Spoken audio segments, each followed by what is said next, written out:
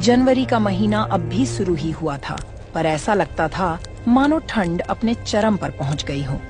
गांव के हर घर की छत पर सुबह को बर्फ जम जाता था। पेड़ों की शाखाएं मानो ठंड से सिकुड़ गई थीं। सूरज देवता तो निकलने का नाम ही नहीं ले रहे थे। ये ठंड का मौसम अमीरों के लिए बहुत सुहाना होता था, पर गरीबों के लिए उन पर मुसीबत का पहाड़ टूटने जैसे होता था। हे ऊपर वाले, ये कितनी ज्यादा ठंड कर दी है आपने। कुछ तो तरस खाओ हम गरीबों पे। देख रही हो लक्ष्मी, कितनी कड़ाके की ठंड है। इस बार घर से बाहर निकला भी नहीं जा रहा है।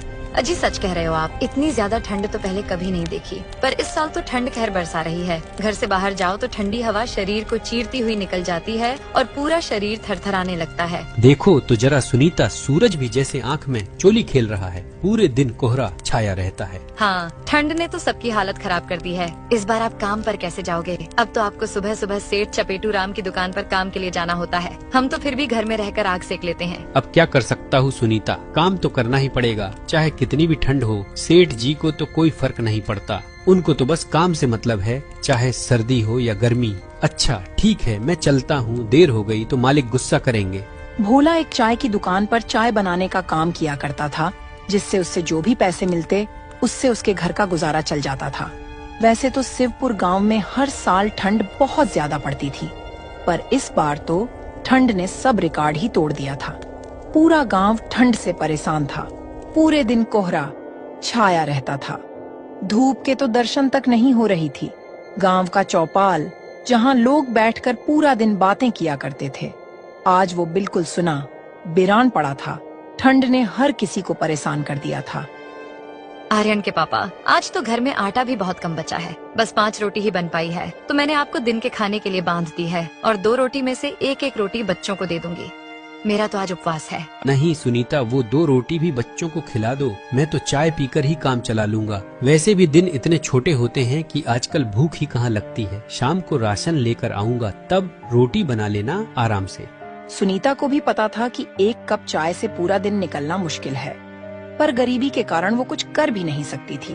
भोला काम के लिए घर से बाहर निकल रहा था। बाहर बहुत ज्यादा ठंड पड़ रही थी। आसमान से बर्फ के बड़े बड़े टुकड़े गिर रहे थे। इस कड़ाके की ठंड और बर्फबारी की वजह से भोला का शरीर ठंड से कपकपाने लगा था। उसके शरीर पर एक भी गर्म कपड़ा नहीं था। धोती और कुर्ता में उसे और भी ज्यादा ठंड लगती, पर वो मजबूर था। अपने हालातों के कारण इतनी ठंड में भी उसे काम पर तो जाना ही पड़ता था। शरीर को जमा देने वाली ठंड में भी भोला अपने मालिक की दुकान पे सुबह 6 बजे तक टाइम से पहुंच जाता था। अरे भोला आ गया, ठंड में जरा जल्द आ जाया कर। सारे कस्टमर चाय का इंतजार करते हैं और तुम देर से आते हो। ऐसे नहीं चलेगा। सेठ जी, इतनी ठंड पड़ रही है मानो कि जान लेकर ही मानेगी। बर्फ जैसी ठंड है, इसीलिए थोड़ा देर हो जाती है। ठीक है, मुझे कहानी मत बताओ, जरा जल्द आया करो। जाओ जल्द से बर्तन धो डालो। बर्फ जैसे ठंडे पानी में बर्तन धोना भोला के लिए आसान नहीं था, पर वो कर भी क्या सकता था। कहते हैं ना, गरीबी और भूख सब करवा देती है। आज भोला को घर राशन भी लेकर जाना था, वरना उसका परिवार भूखा रह जाता। वो बर्तन धोकर चाय बना देता है। आग के पास खड़ा होकर कुछ राहत महसूस होती थी। उसे ठंड के वजह से भोला का भी मन किया कि 1 कप चाय वो भी पी ले। वो चाय पीने के लिए 1 कप लेता है।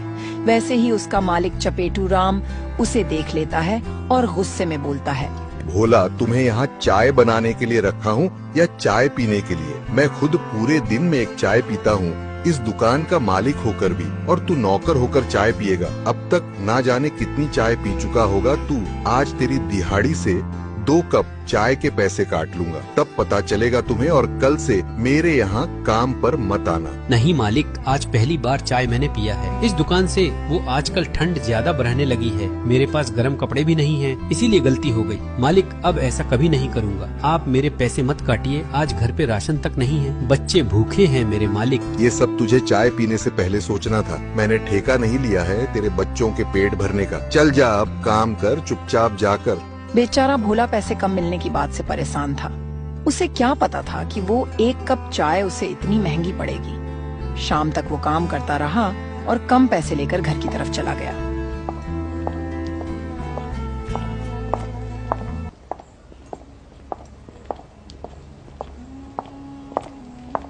उसने कुछ पैसों से घर का राशन लिया और घर आ गया। भोला अपने घर पहुंचता है तो उसकी पत्नी सुनीता उससे कहती है, अजी क्या बात है, आप इतने परेशान क्यों लग रहे हो? और ये राशन भी इतना कम ले आए हो, इससे तो बस एक हफ्ते ही काम चल पाएगा। भोला सुनीता को सारी बातें बता देता है। सुनीता, मैं बहुत मजबूर हूँ। मालिक ने मुझे काम से निकाल दिया आज, क्योंकि मैंने एक कप चाय पी लिया था और तो और मेरे पैसे भी काट लिया, इसीलिए राशन कम ले आया हूँ। हे भगवान, तूने यह ठंड क्यों बनाई है? हम गरीबों का गुजारा कैसे होगा? अब क्या होगा जी, ऐसे सर्दी में कैसे गुजारा होगा हमारा? तुम परेशान मत हो, मैंने थोड़ा पैसा बचा लिया, यह लो और बच्चों के लिए गर्म कपड़ा ले लेना। अजी आप अपने पास ही रखो और अपने लिए गर्म कपड़े ले लेना। हालत तो देखो जरा अपनी, इतनी ठंड में सिर्फ ये धोती कुर्ता ही है आपके पास। आपको भी तो ठंड लगती होगी। बच्चों के पास अभी पुराने कपड़े हैं, उनसे काम चल जाएगा। और मैं तो ज्यादातर चूल्हे के पास ही रहती हूँ, मुझे घर में इतनी ठंड नहीं लगती। आप तो बाहर काम करते हो।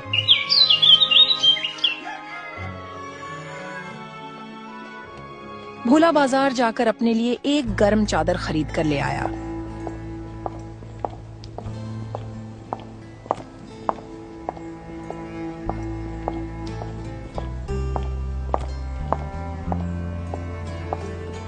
सुनीता जब खाना बनाती हैं, तब बच्चे उसके पास ही बैठे रहते थे और आग तापते थे।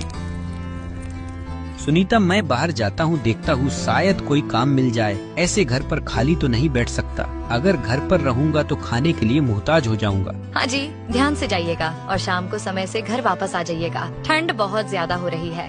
भोला घर से बाहर निकल जाता है। बाहर ठंडी हवा चल रही थी, पर भोला उसकी परवाह किए बिना बस चला जा रहा था कि कहीं तो उसे काम मिल जाएगा।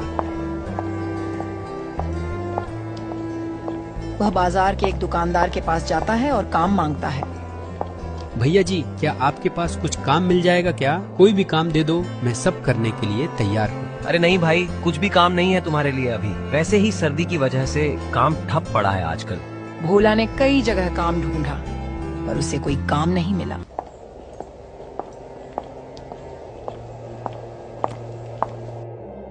वो मायूस होकर एक पेड़ के नीचे बैठ गया। हे भगवान, अब क्या करूं? कोई काम नहीं मिल रहा। अब घर का गुजारा कैसे होगा? पैसे भी बहुत कम बचे हैं और राशन भी कुछ दिनों में खत्म हो जाएगा। भोला यह सब सोच ही रहा था कि तभी एक साधु बाबा उसके पास आते हैं। बेटा, क्या तुम मेरा थोड़ी सी मदद कर दोगे? मेरा कुटिया यहाँ से कुछ दूरी पर ही है। वो ठंड बहुत ज्यादा है और हवा भी तेज चल रही है, इसलिए मैं अब और ये लकड़ियाँ ज्यादा दूर तक नहीं ले जा पा रहा हूँ। मेरा लकड़ियाँ मेरे कुटिया तक पहुँचा दो बेटा, तुम्हारा बहुत बड़ा एहसान होगा। ठीक है बाबा जी, चलिए मैं आपका सामान आपके कुटिया तक पहुँचा देता हूँ। भोला साधु बाबा की लकड़ियाँ का गट्ठर अपने सर पर उठाकर उनके साथ चलने लगता है।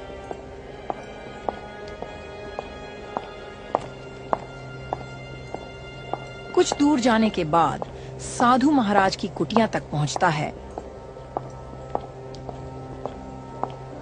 लीजिए साधु महाराज, आपका कुटिया आ गया। क्या आप यहाँ अकेला रहते हैं? यहाँ तो बहुत ठंड लग रही है। हाँ बेटा, मैं यहाँ अकेला रहता हूँ। मैं इसी कुटिया में तपस्या करता हूँ। यहाँ बहुत ठंड लगता है, इसीलिए लकड़ी लाने गया था। बस एक मेरी गाय रानी मेरे साथ रहती है, पर अब मैं इसका भी ठीक से ख्याल नहीं रख पाता हूँ। अच्छा बाबा, अब आप आग जलाकर आराम करें और कुटिया को गर्म रखें। ठंड बहुत ज्यादा है। मैं अब चलता हूँ, मेरे बच्चे घर पर इंतजार कर रहे होंगे। इतना बोलकर भोला अपने घर की तरफ चल पड़ता है। तभी साधु महाराज बोल पड़ते हैं, रुको बेटा, मेरी गाय रानी को भी अपने साथ ले जाओ। इसको अच्छा से देखभाल करोगे, इसकी सेवा करोगे तो ये तुमको बहुत ज्यादा दूध देगी। मैं तो इसका ध्यान ठंड के कारण रख नहीं पाता। इसे तुम ले जाओ। अब मना मत करना बेटा, एक साधु का आशीर्वाद समझकर रख ले। अरे महाराज जी, अब आप इतना बोल ही रहे हैं तो मैं इस गाय माता को अपने साथ ले जा रहा हूँ और इनकी खूब सेवा पानी करूँगा। भोला गाय को लेकर घर की ओर चल देता है।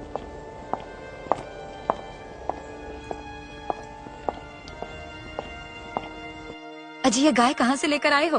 भोला सुनीता को सारी बातें बता देता है। सुनीता, अब से ये हमारी गाय माता हैं और इनकी सेवा की जिम्मेदारी भी हमारी है। तुम जाकर खाना बनाओ, तब तक मैं गाय माता के लिए कुछ हरी घास लेकर आता हूँ। हो सकता है इन्हें रात में भूख लगेगी। तुम तब तक एक बाल्टी पानी पीला देना गाय माता को। भोला गाय के लिए चारा लाने जंगल जाता है।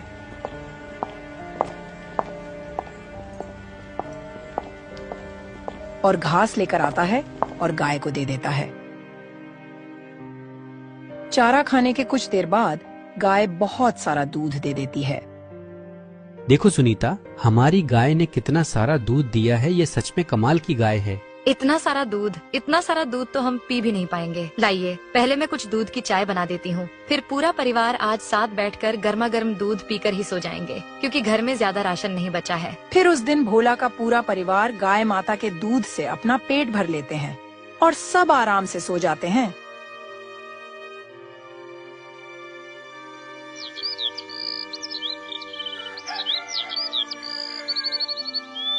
अजी, हमारे पास इतना सारा दूध हो गया है, क्यों ना हम चाय का काम शुरू कर लें। सर्दी का मौसम है, आजकल अच्छा चलेगा चाय का काम। हाँ सुनीता, तुम बोल तो ठीक रही हो, पर बाकी का सामान उसका क्या? उसके लिए पैसे कहाँ से आएंगे? अजी, आप कुछ पैसे मुखिया जी से उधार ले लो, काम चल जाने के बाद चुका देंगे। फिर भोला अगले दिन मुखिया के घर पैसे लेने जाता है। मुखिया बहुत ही अच्छा और दयालु इंसान था।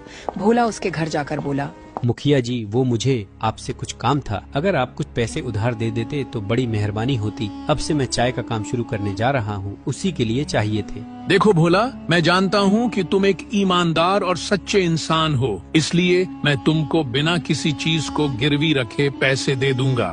फिर मुखिया भोला को पैसे दे देता है। भोला पैसे लेकर घर आ जाता है।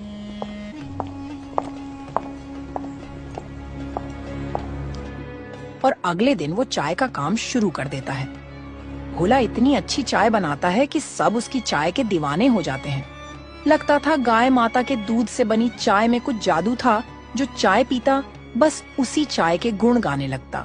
इस तरह जो भी भोला की चाय पीता वो रोज उसकी दुकान पर आने लगा।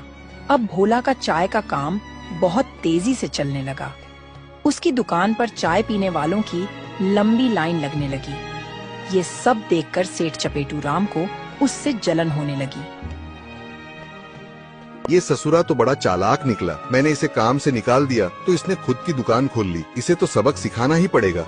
सेठ चपेटू राम कुछ गुंडों को अपने पास बुलाता है और उनको भोला को परेशान करने के लिए पैसे देता है। ये ले लो पैसे और जाकर भोला को मजा चखा दो। उस भोला की इतनी हिम्मत कि मुझसे बराबरी करने की सोच रहा है। 2 कौड़ी का आदमी था और 2 कौड़ी का ही रहेगा। बड़ा आया सेठ बनने। गुंडे भोला की दुकान पर जाकर उसे धमकी देते हैं। फिर वो गुंडे भोला की दुकान की चाय पीने के लिए मांगते हैं। क्योंकि ठंड का मौसम था, भोला उन्हें चाय दे देता है। उसके बाद चाय पीकर वो भी उसकी चाय के दीवाने हो गए। गाय माता के दूध में ही कुछ जादू था। जो उस दूध की चाय पीता उस चाय के दीवाने हो जाते। वो गुंडे उसकी चाय की तारीफ करते हैं। अरे वाह भोला भाई, क्या चाय पिलाई है तुमने। अब कोई जरूरत नहीं है हफ्ता देने की, बस रोज 1 कप चाय पिला दिया करो। फिर वो गुंडे खुश होकर वापस सेठ चपेटू राम के पास जाते हैं और उल्टा चपेटू राम को पीटने लगते हैं। अरे भगवान, अरे मूर्खों, मुझे क्यों पीट रहे हो? मैंने तो तुम्हें भोला को डराने धमकाने के लिए पैसे दिए थे। छोड़ो मुझे। ये लो तुम्हारे पैसे सेठ, और आज के बाद अगर भोला भाई को परेशान करने का सोचा भी तो हमसे बुरा कोई नहीं होगा, समझे सेठ? ऐसा बोलकर वो गुंडे सेठ को उसके पैसे वापस देकर वहाँ से चले जाते हैं और सेठ को उसके किए का फल मिल जाता है। भोला की दुकान अच्छी चलने लगती है और वो अपने परिवार के साथ खुशी खुशी रहने लगता है।